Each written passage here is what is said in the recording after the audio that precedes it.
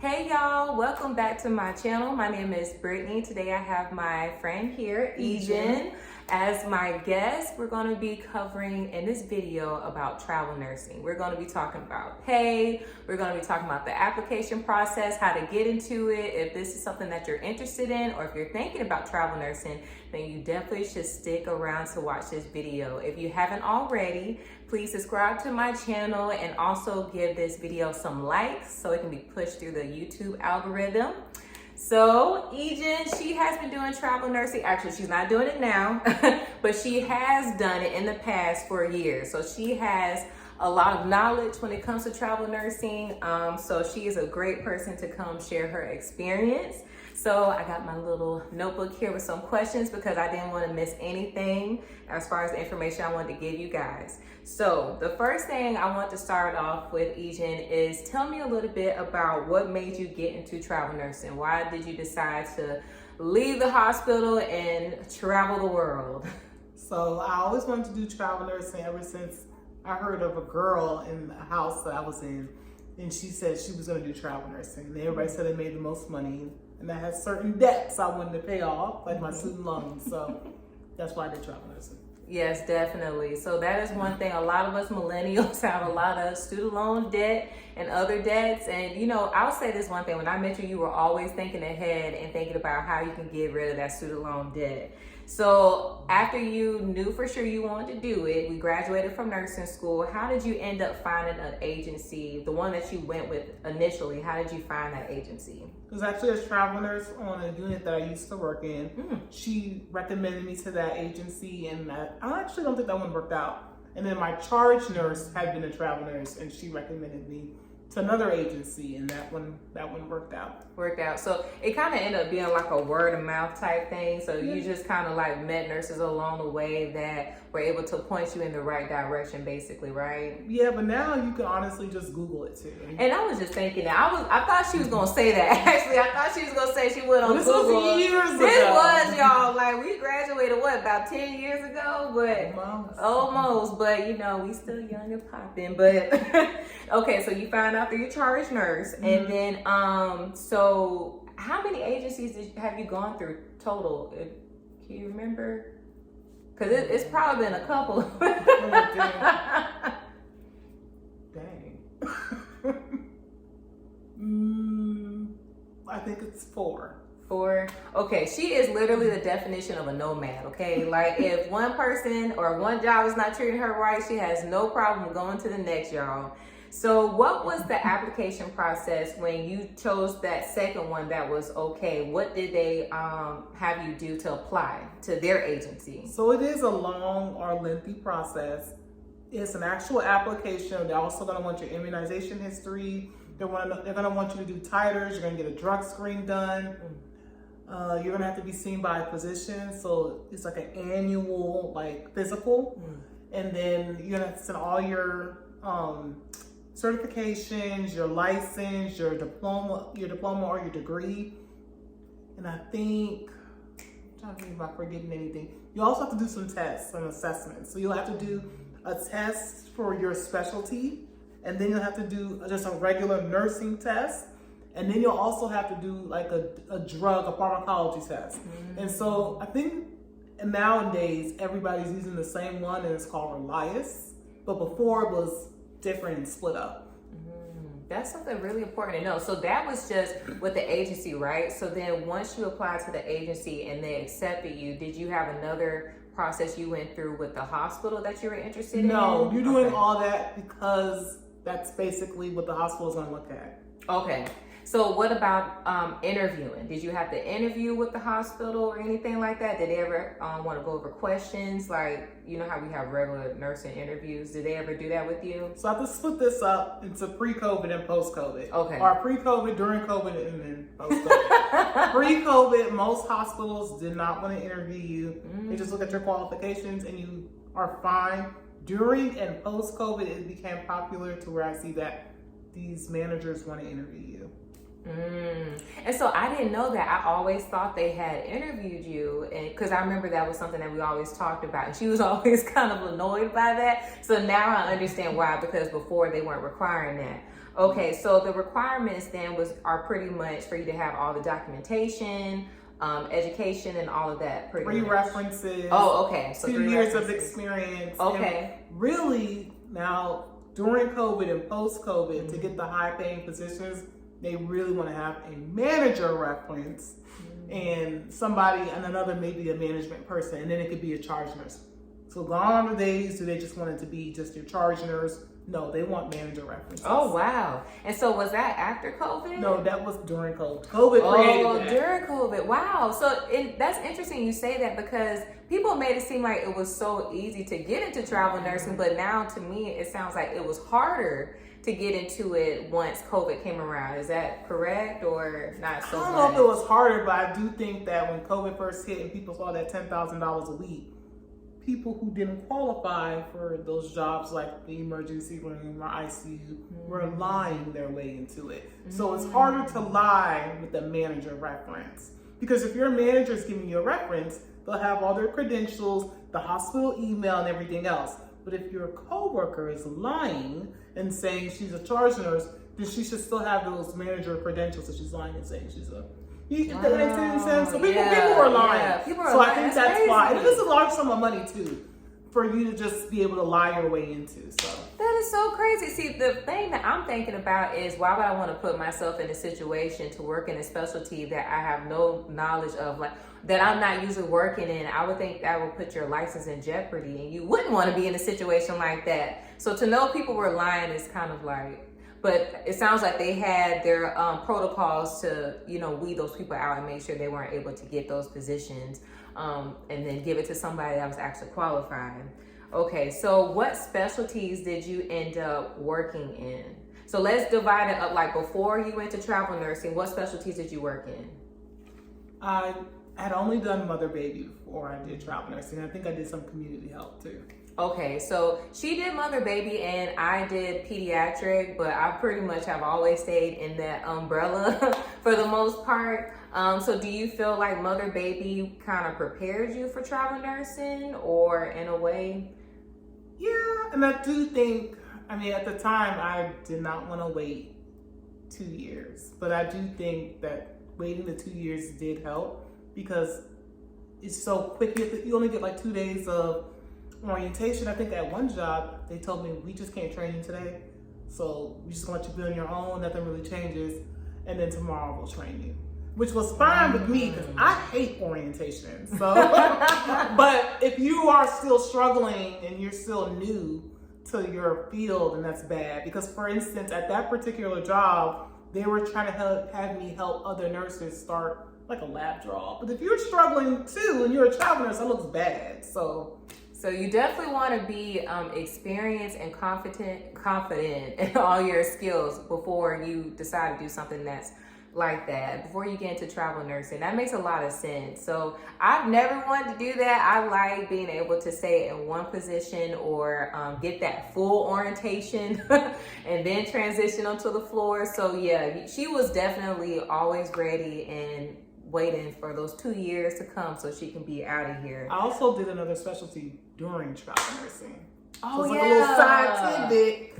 Okay, so what specialties did you end up, as far as once you got into travel nursing, which specialties did you work in? I worked in mother baby and I also worked in psych. So just Okay. a little side note, if you don't have any nursing experience, or you're a new nurse and you really want to become a travel nurse, which I kind of don't recommend, but you can do it in psych. Just Google, I'm not gonna say the agency's name, just Google no experience psych travel position. And it might be a lower paying job because you are new and you have no experience, so why should you be getting high pay? Exactly. But psych is a different specialty all on its own, and you don't really need nursing experience per se. They will teach it to you. If you can read, then you can do psych. It will talk. Psych is more about talking people down. So it's not. It's a different experience, and also to me, psych is a little bit of the secret of nursing too. So when I did psych travel nursing, I had no prior psych experience, and they gave me a week of orientation. And by the end of orientation, I was like, I need to come off orientation early. So how did you even know to Google the travel nurse that has no experience? This girl always finds a way to get things done. I don't know. I think I just randomly just was thinking about it. I was just Googling site jobs. And I spoke to a recruiter, and it was a small company. And I was like, I don't have any experience writing site. And at this time, I was a mother baby travel nurse. And she's like, yep, she's like, you don't need any experience, but it does help that you have nursing experience. And it was like this place in Nevada. It was so nice. The hospital was nice. My coworkers were nice. The people who trained me were nice. It was probably the best psych assignment I've ever had, because I've had some terrible ones. That was the best one. They were fully staffed. When I tell y'all, at nighttime, we barely did anything, to the point where I was looking for things to do online. So that's why I say it can be kind of like a secret to nursing if you're in a good staffed psych hospital. So she really got lucky with that one. She's had some really great experiences, and she's had some where she was like, I'm ready for this assignment to be over. So she takes the good with the bad. So what states did you end up doing travel nursing in? I traveled in California, all throughout the state, Nevada, Baltimore, Oregon. Am I forgetting anything? Chicago. Oh, you did do Chicago. That was like kind of recent, like last year. Yeah, I remember that. So yeah, she definitely went to several different places. So out of all those experiences, which one was the best state to work in? Which state were you like, okay, I can do another assignment here. I can do another assignment here. I think I used to say it was California, but recently I had a assignment in Oregon. It was probably the best hospital I worked at as a nurse. Oh, wow. I thought you was for sure going to say California. Because, man, I tell you one thing. When she's ready to look for another travel assignment, she always will look up California first. That's right. And I always renew my license there. So that's important to basically be open-minded, because I know there's a lot on YouTube talking about California, but like she said, like always be open-minded, because you might just get an experience at a state that you never really thought about, and it can be one of the best experiences ever in your career. So with that being said, what was the worst state actually that you worked in? Illinois, Chicago. Oh my God, Chicago! Oh no. So yeah, was it the pay? What was it about that experience? The pay was low.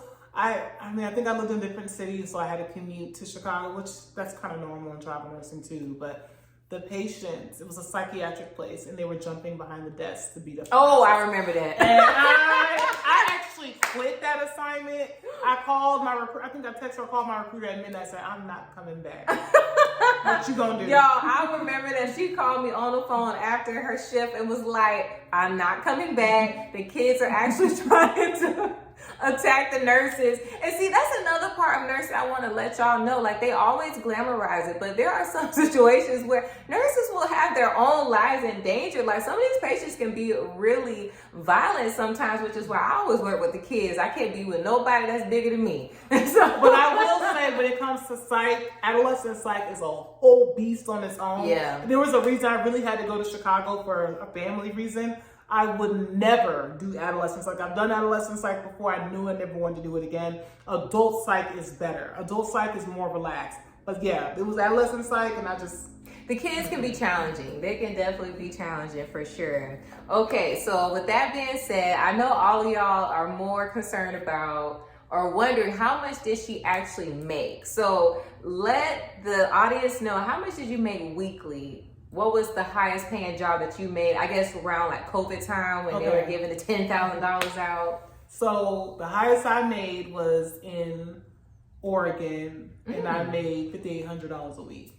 Ooh, y'all, she was making some money. She was, Lord, I've never seen no type of money like that. Me neither. Now, man, but I tell you what, it put her in a really good situation financially. And so, you know, I'm so glad that you were able to have that experience, and a lot of your other friends were able to do it as well, right? A lot of them were able to, yeah, some of them. Mm-hmm. But she was the experienced one. You was like the veteran. I will look up jobs every single day and on purpose, like over and over again throughout the day. And as soon as that one in Oregon popped up, I called my recruiter so quick and was like, hurry up and talk to them. Send them my information because I need to get this job. Yeah, she was on it. She's always been on it when it came to jobs. And so I really love that about you because she's always looking for new opportunities. And, you know, it's very inspiring to see that. So that is really good to know. So also another thing that's really important is how do you go about negotiating your pay? Because we talk about that a lot when it comes to negotiating, because sometimes women we can find ourselves in situations where we're not getting paid what we deserve, and nurses in general. So how do you go about negotiating it, and have you ever had a situation where you had to renegotiate your pay? So I probably haven't negotiated travel nursing pay as much as I have with staff nursing, because you can negotiate pay with staff nursing. But there was a time when I was a brand new travel nurse. I was in California, and at the time I came before, there was no other travel nurses on the unit but me. And then maybe like 3 weeks later, more travel nurses came.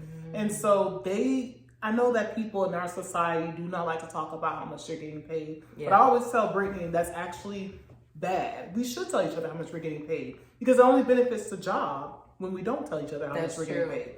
So I was talking to another travel nurse. We were talking about pay. Came out to be, she's getting paid like $400 more than me a week. And so I became so angry, and I spoke to a coworker about it who's a staff at the hospital. And she told me, call your recruiter, which I did, and tell her you're going to quit. Because this girl lady was on the same travel company as me. There's no reason why she should be getting paid more than me. When I called the recruiter, I told her I was going to quit because you guys are paying me less. So either you pay me more and back pay me what you owe me. Oh, or I'm going to leave. And guess what?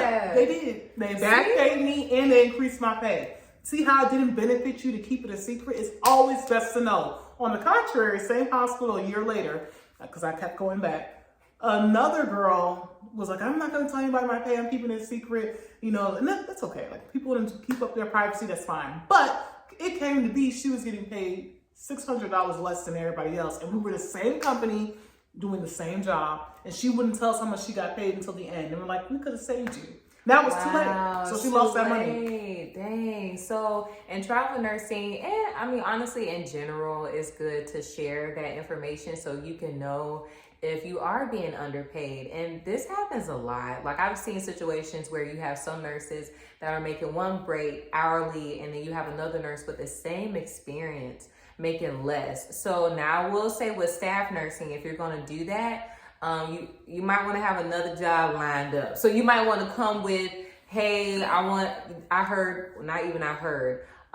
just laying the cards out, the information that you know, and maybe have another job offer so you can say, this job is also willing to pay me this amount.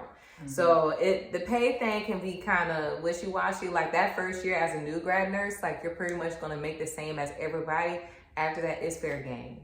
It's literally fair game. So the last question I have for you is, would you recommend for a new nurse to become a travel nurse? Like, in the climate that we're in right now, as far as with COVID having happened a while ago, how do you feel about new nurses doing it now? I think that if you're going to do a regular specialty, then no. Now, if you are just, I need to make money and I need whatever, then fine. Go ahead and do psych. Remember, Google that. You don't have to have experience for some of those psych jobs. And once you get that first psych job, you have experience now, you can start getting other jobs. But just know that if you start in a place like psych, some people, it's harder for them to transition out of that. Yeah. So, but if you want to do like med surg or the ER or L&D, you need those 2 years of experience. You need it because they are not going to really train you. And as a travel nurse, even when I go on orientation, I'm not writing down when I'm taking notes how to do care. I already know that stuff. I'm just writing down how I need a chart for their system and their policy. That's it. So that's why you need a 2 years of experience. You're going to put your license at risk. You're going to put patients at risk. Because patients, they may ask you questions and you don't know the answer either, meaning not just say, oh, I'm a travel nurse here, I can find out the answer for you. But you can still see that they have a sense of calm with them because they know that I'm competent and know what I'm doing. And I know that I'm competent and know what I'm doing. I can name things, I can pick up a booklet from the hospital and tell it to you from the top of my head because I've been doing it for so many years. So it's the same stuff everywhere you go. So Exactly. you should have 2 years of experience so you can be competent. So definitely get those 2 years in. Make sure you get all the experience and skills in as much as you can. And then if you want to do it after then that's a good time. But also as far as pay, they're not paying those crazy amounts that they used to, right? No. Pre-COVID was terrible. And COVID was amazing. And now we're post-COVID. And so even right now, there are not a lot of jobs. If you look, there are just not a lot of jobs. Travel nursing is kind of oversaturated too. So many people, everybody wants to be a travel nurse right now. So there's this competition. And so that's what makes it bad for new nurses as well, because why would a hospital choose you when they can get the same person with way more years of experience and that person is more competent? So the prices have gone down as of today, April 16th. They have definitely gone down. There's not a lot of jobs. There will be jobs in the future. You just have to kind of wait it out. But for right now, if you want to change specialties, there are certain specialties that I think that make the most money. ICU, L&D, ER, and the operating room. Those 4 will always be in high demand. So they're one of the harder specialties too. Yeah. And it's hard to transition into that as well. Because I know there were times when I wanted to transition into OR, and even with experience, I had been a nurse for a couple of years at that point, and I still couldn't even get someone willing to train me in that new specialty. So, you know, I'm fine with being in pediatrics, but yeah, the specialty, sometimes you want to do that initially, like when you first start your career. I'll definitely say that. Yeah, I think that when we were new nurses, they might still do this. They really try to push you into med surg. I really don't like that. If you want to be in a specialty, that's where you need to be. That's where you need to start off. And if you want to leave because they're so afraid that you're going to lose all these skills that you supposedly have when you leave nursing school, but we're human. We can learn again. Exactly. It's okay. So, and I'm glad you said that, but sometimes the hospitals will make you feel like, no, that's not possible. But at the end of the day, there's always a place that's willing to train you. It just might not be in a city that you want to move to. That's the thing. So, but yeah, thank you guys so much for watching this video, especially if you made it all the way to the end. Definitely give this video some likes. Definitely subscribe to this channel. I'm almost to 1,000, and I'll see you in the next one. Bye.